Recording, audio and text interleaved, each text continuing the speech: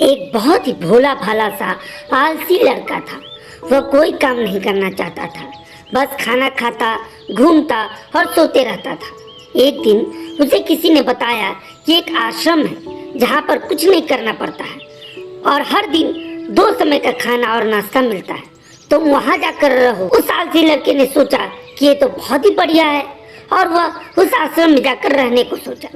और फिर वह भोला भाला आलसी लड़का अपना सारा सांसारिक जीवन छोड़कर उस आश्रम में जाकर रहने लगा, क्योंकि उसे लगता था कि अब कोई काम करना पड़ेगा नहीं और खाना भरपूर मिलेगा। तो वो आश्रम में चला गया। आश्रम में गुरुजी रहते थे। वह कुछ समय सबको प्रवचन देते।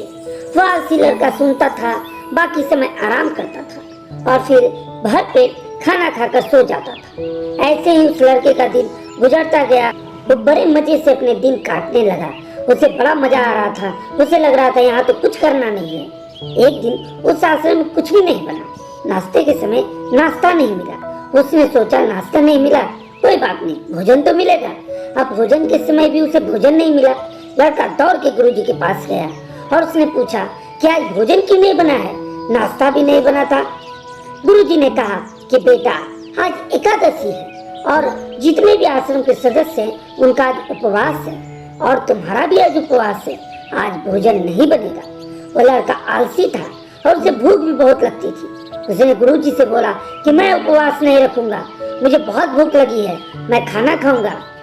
गुरुजी ने बोला ठीक है, जाओ भंडारे में से सामान ले करके आओ और आश्रम में नहीं, बाहर ले जा करके बनाना और उसे अपना खा लेना, लेकिन याद रखना भोजन बनाने के बाद सबसे पहले भोग भगवान को लगाना और फिर तुम उसे प्रसाद के रूप में खा। वो लड़का खुश हो गया कि उसे अब अनाज मिल गया है और वो पेट भर खाएगा। वो लड़का बोला ठीक है और फिर अनाज लेकर नदी की ओर पहुंचा।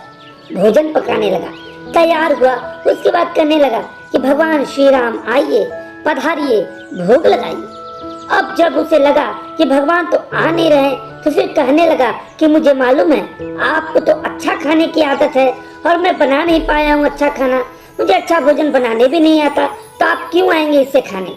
भगवान श्री राम उसकी सरलता पर बहुत ही प्रसन्न हुए और उस लड़के को दर्शन दे दिए और उसने देखा कि भगवान श्री राम आए हुए हैं, उनके साथ माता सीता भी आई हुई है। लेकिन लड़के ने तो सिर्फ 2 लोगों के लिए ही भोजन बनवाया था, एक भगवान के लिए, दूसरा अपने लिए। भगवान के साथ माता सीता भी आई हुई है, तो उसने उस भोजन को माता सीता और भगवान के सामने ग्रहण करने के लिए रख दिया। भगवान श्री राम, माता सीता ने भोजन किया और उसके बाद जब वो जाने लगे तो ये भोला भाला सा आलसी सा लड़का बोला कि हे प्रभु, आप आए, दर्शन दिए, बहुत अच्छा लगा, मुझे खाने को कुछ लेकिन नहीं मिला, लेकिन कोई बात नहीं, लेकिन आपसे एक विनती है कि अगली बार जब भी आप आए तो कितने लोग आएंगे मुझे कृपया बता दीजिए, ताकि मैं उतने लोगों के लिए भोजन पहले से बना कर रखूं। भगवान श्री राम मन ही मन मुस्काए और फिर अंतर ध्यान हो गए। लड़का आश्रम गया, दिन बीतता गया और फिर से एकादशी का दिन आया और इस बार उसने 3-4 लोगों के लिए अनाज लेकर के खाना बनाने का शुरुआत किया। वो नदी के किनारे पहुंचा। उसने बड़ी प्रसन्नता के साथ भोजन बनाया और इंतजार करने लगा कि प्रभु आइए और भोग लगाइए।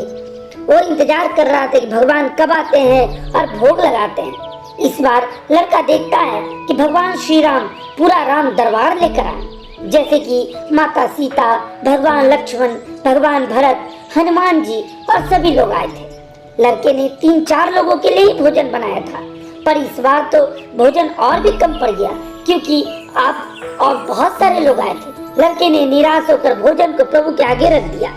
उन्होंने भोजन किया और फिर चले गए। लड़का इस बार भी भूखा रह गया। अब लड़का फिर आश्रम गया। दिन बीतता गया और फिर से एकादशी का दिन आया। इस बार गुरुजी से कहने लगा कि गुरुजी, मुझे इस बार थोड़ा ज्यादा अनाज चाहिए।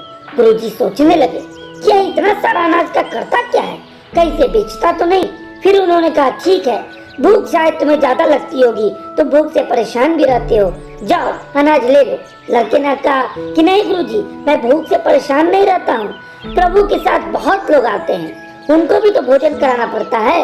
गुरुजी को लगा कि लड़का पागल हो गया है, लेकिन गुरुजी ने सोचा कि चलो एक बार चलकर देखता हूँ क्या कि लड़का इस अनाज का करता क्या है, कहीं इसे बेचता तो नहीं, आखिर इसके बात का रहस्य क्या है।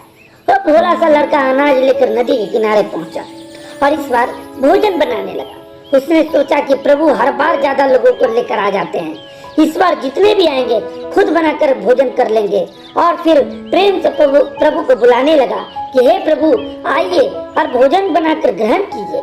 गुरुजी ये सब छुप कर देख रहे थे कि भोजन तो बनाया ही नहीं इस लड़के ने, फिर प्रभु को बुला क्यों रहा है। लेकिन लड़के ने देखा कि इस बार प्रभु के साथ बहुत से लोग आए हुए हैं। उसने प्रभु के सामने हाथ जोड़ के कहा कि हे प्रभु आप मुझे माफ करिए, आप बहुत सारे लोगों को लेकर आते हैं, मुझे संख्या तो पता ही नहीं रहती है और मेरी हिम्मत भी नहीं होती कि इतने सारे लोगों के लिए भोजन बनाऊं। आप स्वयं आइए और खुद ही भोजन बनाकर ग्रहण करिए। प्रभु मुस्कुराते हैं और अपने साथ आए सभी लोगों के साथ मिल करके भोजन बनाते हैं। गुरुजी ये सब छुप कर देखते हैं पर गुरुजी को कुछ भी नहीं दिखता और फिर लड़के के पास आकर कहते हैं कि तुम ये क्या कर रहे हो। लड़का कहता है गुरुजी आपको दिख नहीं रहा है, भगवान श्री राम पधारे हुए हैं, माँ सीता हनुमान जी आए हुए हैं और सभी लोग मिलकर भोजन बना रहे हैं, आपको ये सब दिखाई नहीं दे रहा। गुरुजी ने बोला कि तुम पागल हो गए हो, मुझे तो कुछ भी नहीं दिख रहा है। लड़का गुस्सा हो गया और बोला प्रभु आप ये क्या कर रहे हो, एक तो मुझे भूखा रख रहे हो और दूसरा गुरुजी को दर्शन भी नहीं दे रहे हो, देखिए मुझे पागल समझ रहे हैं। भगवान बोले मैं इन्हें नहीं दिख सकता बच्चे। भगवान बोले कि मैं सिर्फ तुम्हें दिख सकता हूँ। लड़के ने बोला कि क्यों, आप मुझे सिर्फ क्यों दिख सकते हैं, गुरुजी को क्यों नहीं। भगवान बोले तुम्हारे गुरु ज्ञानी और ज्ञाता जरूर होंगे लेकिन तुम्हारी तरह सरल नहीं है, जो सरलता तुम में है वो तुम्हारे गुरु में नहीं है। लड़का ये बात सुनकर गुरुजी से कहता है भगवान श्री राम कह रहे हैं कि आप मेरी तरह सरल नहीं है, आप में मेरी तरह सरलता नहीं है, इसलिए वो आपको दिख नहीं सकते। गुरुजी की आंखें नम हो गई, वो रोने लगे और बोले कि तुमने बिल्कुल सही कहा, मेरे अंदर चाहे जितना भी ज्ञान हो तुम्हारे जितनी सरलता नहीं है। वो फिर माफी मांगने लगे और भगवान ने गुरुजी की दर्शन दिया, उन्होंने गुरुजी को भी अपना रूप दिखलाया। दोस्तों ये कहानी हमें सिखाती है कि जीवन में सरलता सबसे आवश्यक है। हम जितने सरल बने रहेंगे उतना ही जीवन में आगे बढ़ते जाएंगे। जब आप सरल होते हैं तो आप खुद भी मुस्कुराते हैं और दूसरों को भी मुस्कुराने की वजह देते हैं। इसलिए जीवन में हमेशा सरल और साधारण बने रहें। इस कहानी को देखने के लिए आपका धन्यवाद। ऐसी अच्छी कहानियों के लिए इस चैनल को सब्सक्राइब करें और इस चैनल के साथ बने रहें। इस चैनल को ज्यादा से ज्यादा शेयर करें और इस कहानी को भी, ताकि और लोग भी इस कहानी से सीख सकें। धन्यवाद।